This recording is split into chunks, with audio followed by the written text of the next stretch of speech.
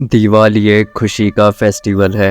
یہ ہندوستان کا سب سے بڑا تہوار مانا جاتا ہے، جہاں ہر خاندان اسے شان و شوکت سے مناتا ہے۔ لیکن کیا ہو اگر میں آپ سے کہوں کہ مناپور کا ایک گاؤں تھا جہاں لوگ دیوالی میں ایک قدم بھی باہر نہیں نکالتے؟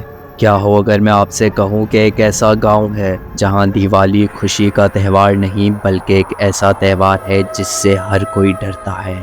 تقریباً 400 سال پہلے مناپور کے ایک گاؤں میں ایک خوبصورت عورت رہتی تھی جو کالا جادو کرتی تھی۔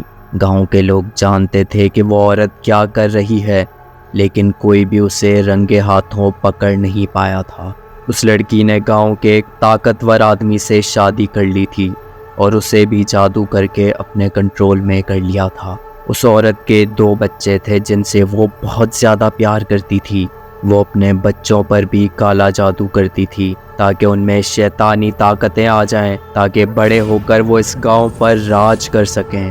گاؤں والوں کو اس عورت کے شیطانی ارادوں کی خبر ہوئی اور وہ پریشان ہو گئے۔ انہوں نے اس عورت کے بچوں کو اغوا کر لیا اور انہیں باندھ کر ایک دریا میں پھینک دیا۔ عورت اپنے بچوں کو ڈھونڈنے نکلی۔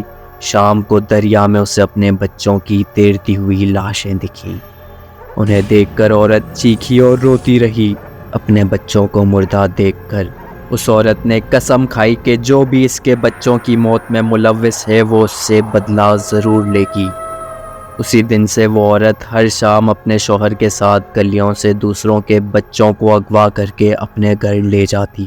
وہ عورت ان بچوں کو اپنے گھر میں سونے دیتی اور اغوا شدہ بچوں کے جسموں میں اپنے بچوں کی روحیں ڈالنے کی کوشش کرتی، لیکن اس کا کالا جادو اتنا طاقتور نہیں تھا کہ وہ اپنے مردہ بچوں کو واپس لا سکے۔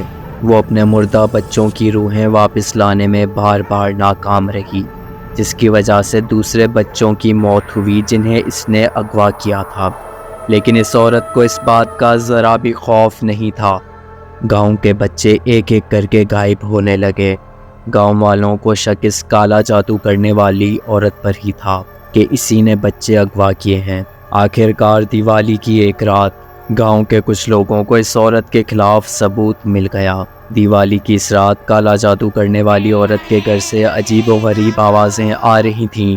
گاؤں کے چند لوگ اس کی کھڑکی کے گرد جمع ہوئے اور اس کے گھر کے اندر جھانکنے کی کوشش کی تو دیکھا کہ جلتی ہوئی آگ کے پاس عورت نے 2 بچوں کو باندھ رکھا ہے اور کچھ منتر پڑھ رہی ہے۔ گاؤں والوں کو اب موقع مل گیا تھا۔ وہ اس کے گھر میں گھس گئے اور عورت اور اس کے شوہر کو کھمبے سے باندھ دیا۔ عورت نے گاؤں والوں پر چیخ کر کہا کہ آج وہ دن تھا جب اس کے بچے واپس آنے والے تھے۔ اس عورت نے گاؤں والوں سے اس کی رہائی کی منتیں کیں، لیکن کسی نے اس عورت کی باتوں پر ذرا بھی دھیان نہیں دیا، کیونکہ یہ دیوالی تھی۔ گاؤں والوں نے عورت کو زندہ جلانے کے بارے میں سوچا کہ وہ دیوالی کے جشن میں پٹاخوں کا استعمال کرتے ہوئے عورت اور اس کے شوہر کے گرد پٹاخوں کے ذریعے ان دونوں میاں بیوی کو زندہ جلا دیں گے۔ انہوں نے ماچس جلائی تو پٹاخے زور سے چل پڑے اور عورت اور اس کے شوہر کے کپڑوں میں آگ لگ گئی، جس سے اس کا شوہر موقع پر ہی جل کر راکھ ہو گیا۔ لیکن خوفناک بات تو یہ تھی کہ عورت نہیں جل رہی تھی اور وہ اب چیخ بھی نہیں رہی تھی۔ عورت نے کچھ بڑبڑایا اور دھیمی آواز میں اپنے منتر پڑھنا شروع کر دیے۔ گاؤں والوں نے اس کے بارے میں زیادہ نہیں سوچا اور سارے گاؤں والے اس عورت کو آگ میں چھوڑ کر چلے گئے، اور یہ ایک ایسی غلطی تھی جس پر وہ آج تک پچھتا رہے ہیں۔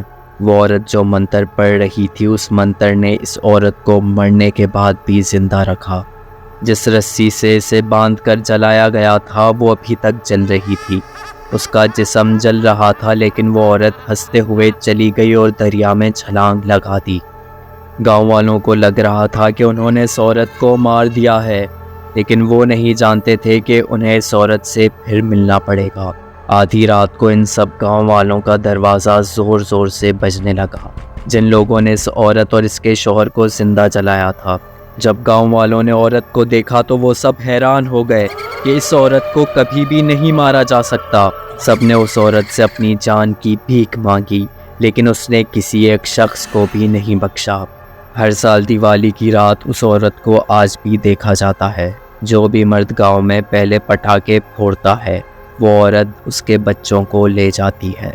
اگر آپ کو یہ ویڈیو انٹرسٹنگ لگی تو ویڈیو کو لائک کریں اور چینل کو سبسکرائب کرنا نہ بھولیے گا۔